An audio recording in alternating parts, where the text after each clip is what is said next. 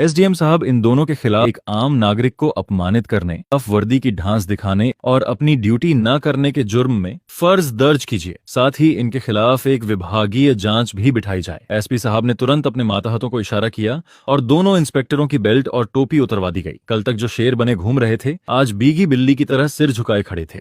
तभी नेता गंगा प्रसाद यादव ने हिम्मत करके कहा, मैडम नादान है, गलती हो जाती है, माफ कर दीजिए, मैं समझा दूंगा इनको। सावित्री ने घूमकर गंगा प्रसाद को ऐसी नजरों से देखा कि वह कांप गया। नेताजी, ये नादान नहीं, सरकारी वर्दी में छुपे गुंडे हैं, और जहां तक समझाने की बात है तो अब इन्हें कानून समझाएगा, और बेहतर होगा कि आप इस मामले से दूर रहें, वरना जांच की आंच आप तक भी पहुंच सकती है। गंगा प्रसाद यादव का चेहरा सफेद पड़ गया। वह समझ गया कि इस नई डीएम से टकराना आसान नहीं है। वह चुपचाप सिर झुकाकर वहां से खिसक गया, लेकिन उसकी आंखों में एक अजीब सी नफरत और गुस्सा था जो सावित्री ने पढ़ लिया था। अगली सुबह सब समझ रहे थे कि डीएम बेटी ने मां को इंसाफ दिलाया, सब कुछ ठीक लग रहा था। लेकिन सावित्री एक दिन रात को जब खाना खा रही थी, तभी उसके पर्सनल फोन पर एक अननोन नंबर से कॉल आया। उसने फोन उठाया, हेलो। दूसरी तरफ से कोई कुछ नहीं बोला, बस एक भारी सांस लेने की आवाज आई। फिर एक बदली हुई मशीनी आवाज में कोई बोला, डीएम साहिबा, शहर में नहीं हो, ज्यादा उड़ने की कोशिश मत करो। इंस्पेक्टर तो बस मोहरे थे, खेल तो अब शुरू होगा। सावित्री ने कड़क आवाज में पूछा, कौन बोल रहा है? वही जिसकी दुम पर तुमने पैर रख दिया है, कहकर उस आदमी ने फोन काट दिया। सावित्री के माथे पर चिंता की लकीरें उभर आईं।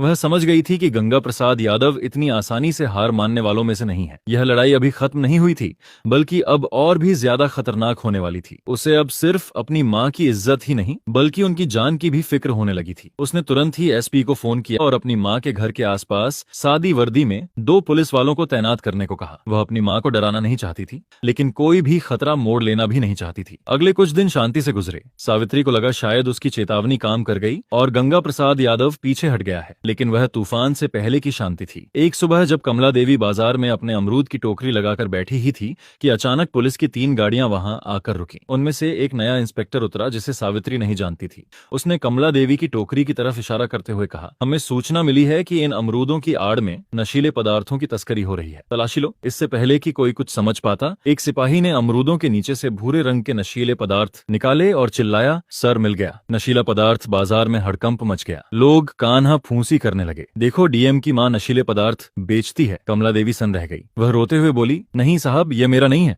किसी ने मुझे फंसाया है, लेकिन किसी ने उनकी एक ना सुनी। पुलिस उन्हें जबरदस्ती जीप में बिठाकर ले गई। यह खबर आग की तरह पूरे शहर में फैल गई। न्यूज चैनलों पर ब्रेकिंग न्यूज चलने लगी, डीएम सावित्री सिंह की मां नशीले पदार्थ के आरोप में गिरफ्तार। यह गंगा प्रसाद यादव का मास्टर स्ट्रोक था। उसने सावित्री पर सीधा हमला नहीं किया, बल्कि उसकी सबसे बड़ी ताकत और सबसे बड़ी कमजोरी उसकी मां पर वार किया था। अब सावित्री एक अजीब दुविधा में फंस गई थी। अगर वह अपनी शक्ति का इस्तेमाल करके मां को छुड़ाती तो उस पर पद का दुरुपयोग करने का आरोप लगता, और अगर वह चुप रहती तो उसकी